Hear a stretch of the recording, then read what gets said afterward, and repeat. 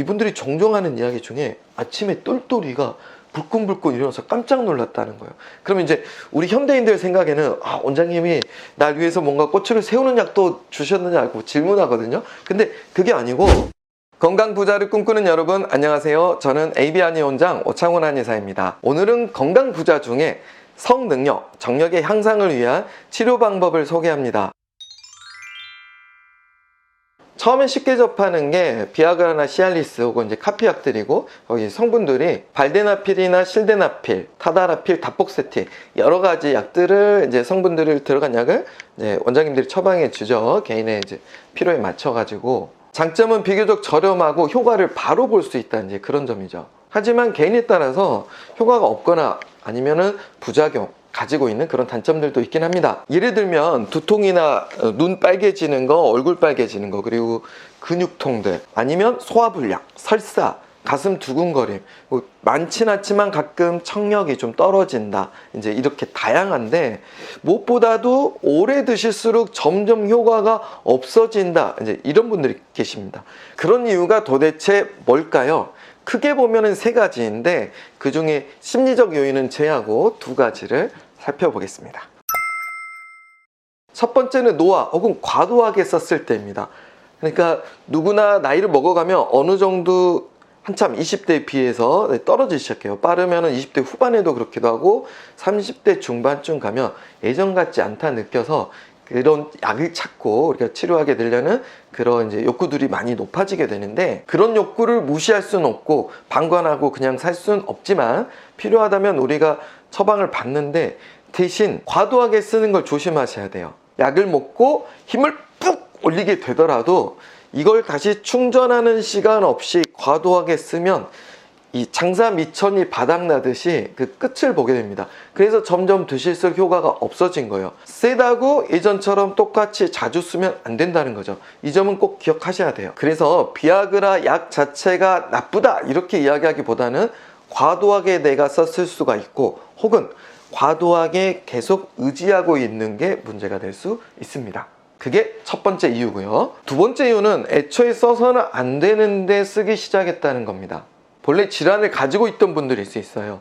혈압, 당뇨, 혹은 전립선. 그럼에도 불구하고 써야 될 일이 생기니까 이 원인은 치료하지 않고 하는 거죠. 이 약들이 장점이 그거 있잖아요. 어떻게든 세워주는 거. 근데 그걸 보고 문제가 해결됐다고 생각하면 이게 쓸수록 약해지고 다른 부작용들이 생기게 되는 것입니다. 일단 기본적으로 고혈압이 있을 때는 되도록 안 드시거나 최대한 아껴서 드시는 게 맞아요. 왜냐면 똘똘이를 불끈서게 만들기 위해서 심장을 강하게 뛰도록 심장의 박출량을 올리고 자극하는 그런 약을 이제 먹게 되잖아요. 그래서 사랑을 나누고 낳는데도 애가 죽지 않고 계속 서 있는 경우도 있고, 이게 오래 가면 안 됩니다. 왜냐면 순환이 돼야 되니까 큰일 나요. 그럼 병원 가셔야 돼요. 근데 그런 부작용들이 생길 소지가 있는 경우들이 뭐냐면, 이미 혈압이 내가 올라 있어요. 혈압이 어떤 이유들로 막 올라 있는데, 사실 혈압약도 그 원인을 해결하는 건 아니잖아요. 해결하지 않고 그런 상태에서 약을 먹어가지고 심장을 더 뛰게 하면 열이 오르는 거예요. 혈압이 오른다는 게 심장에 이 상초에 열이 많이 찼다고 이렇게 이미지로 생각해 보자고요. 그래서 오는 게 뭐예요?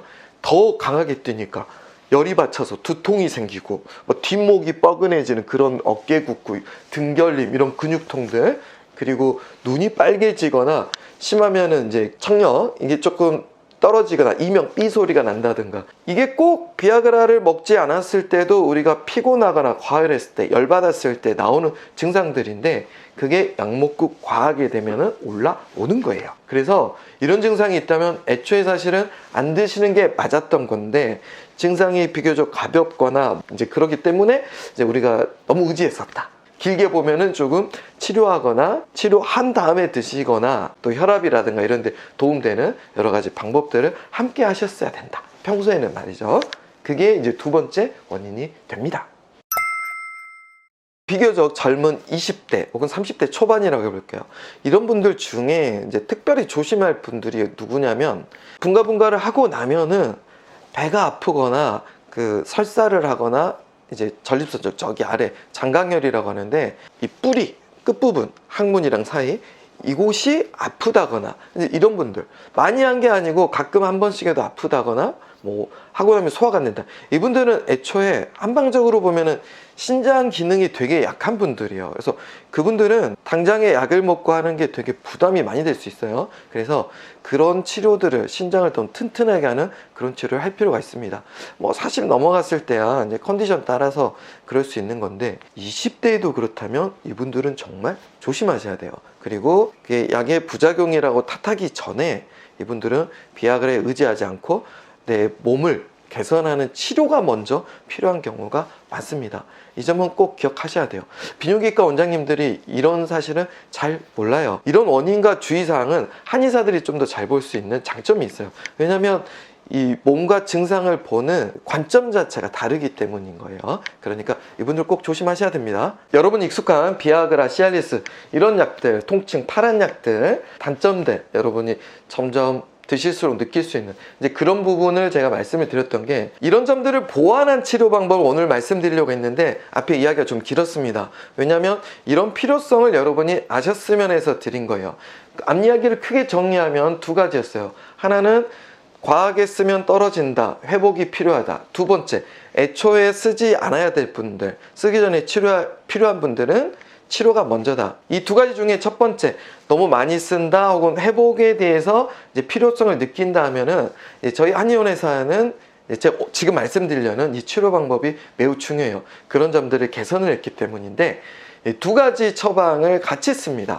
하나는 강추탕, 또 하나는 회복탕이에요. 강추탕은 재미있으려고 제가 좀 지은 이름이긴 한데 강력고추탕, 그래서 강하게 키워낸다 해서 강력고추 줄여서 강추탕이고, 회복탕은 아주 중요한 개념인데 이게 아무리 강하게 쓰더라도 회복을 염두에 두지 않으면 오래오래 길게 아름답고 즐거운 성생활을 할 수 없기 때문이에요. 그래서 이 강추탕과 회복탕 두 개를 같이 드시는데 어떤 식으로 하냐면, 강추탕은 이제 비아그라보다는 좀 늦어요, 강직도가. 하지만 그런 부작용들이 조금 보완돼 적은 약이고, 그래서 중년 30대 중반 넘어간다면 이런 처방을 가지고 치료하는 거를 추천드립니다. 그래서 오늘 밤에 뭔가 일이 있을 것 같다 그러면은 한 6시간 전에는 좀 드셔주시는 게 좋아요. 그래서 점심 드시고 나서 1시간 정도 지난 다음에 이제 드시면 되고, 그럼 두 번째 회복탕은 일을 마치고 난 다음에 사랑을 나누고 나서 회복을 위해서 드시고, 그리고 아침에 일어났을 때 한 번 더 복용.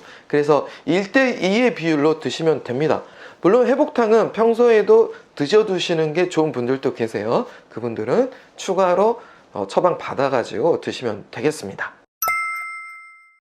이런 처방을 만들던 계기가 있었는데, 예전에 친구가 30대 중반부터 좀 잘 안 됐던 친구가 있었어요.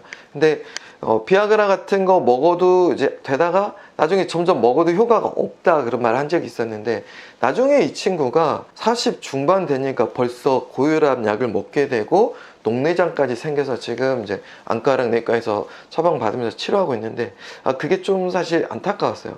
애초에 이 친구가 20대 중반 수험생활 공부할 때 그때도 소화가 잘 안 된다 해가지고 그때부터 제가 소화제 자주 드리고 종종 한약으로 이렇게 치료를 해줬던 그 친구인데, 역시나 발기가 좀 약해지고 부부관계가 안 되니까 그 약을 먹다가 나중에 그런 경우까지 생기기도 하더라고요. 그게 꼭 비아그라 약 때문만은 아니더라도 제가 한의사의 관점으로 봤을 때는 그 신장, 간의 만성염증 이걸 좀 치료를 했어야 됐는데 시간이 지나고 나니까 좀 안타까웠어요. 그리고 또 이런 사례인데, 비교적 50 전후에 좀 젊은 그래도 분들의 허리 디스크, 이미 뭐 수술도 좀 했었던 분들, 이분들 같은 경우에 재발하고 재수술까지 하고 오신 분들이 있는데 한약으로 디스크도 치료를 하거든요, 이제 그런 경우에. 그래서 막 디스크가 터진 경우 아니면은 처방 들여서 치료했을 때 이분들이 종종 하는 이야기 중에 아침에 똘똘이가 불끈불끈 일어나서 깜짝 놀랐다는 거예요. 그러면 이제 우리 현대인들 생각에는 원장님이 날 위해서 뭔가 꼬추를 세우는 약도 주셨느냐고 질문하거든요. 근데 그게 아니고, 지금 이제 강추탕이나 회복탕 같은 데 들어가는 이제 특정 약물들이 있긴 해요. 근데 그거를 쓰지 않고 신장의 만성염증을 디스크 때문에 치료하는데도 발기력이 좋아지는 경우들이 있어요. 그거는 뭐냐면, 신장을 분명히 도와주면 이 발기력도 좋아지는데 지속력도 좋아지고 이런 이제 디스크까지 좋아지는 이제 그렇게 됩니다. 그래서 원인을 꼭 발기를 위한 신장을 쥐어짜내는 약이 아니더라도 신장을 튼튼하게 보강하는 게 중요한 이유, 30대 후반부터는 오히려 길게 할 수 있는 강점이 돼서, 그래서 이런 약들을 개발하게 된 것입니다. 오늘은 이렇게 한의원에서 치료하는 발기부전 치료와 또 사정을 지연시키는 그런 치료 방법에 대해서 말씀 나눴습니다. 큰 원칙 꼭 기억해 주시고요. 충전이 필요하다. 두 번째 원칙, 약도 약인데 여러분들 생활관리도 필요합니다. 다른 영상들 참고해 주시고요. 또 여러분들 필요한 분들에게 이런 도움 드리도록 하겠습니다. 저는 다음 시간에 찾아뵙도록 하겠습니다. 건강부자 여러분, 계속 부자 되세요. 안녕히 계십시오.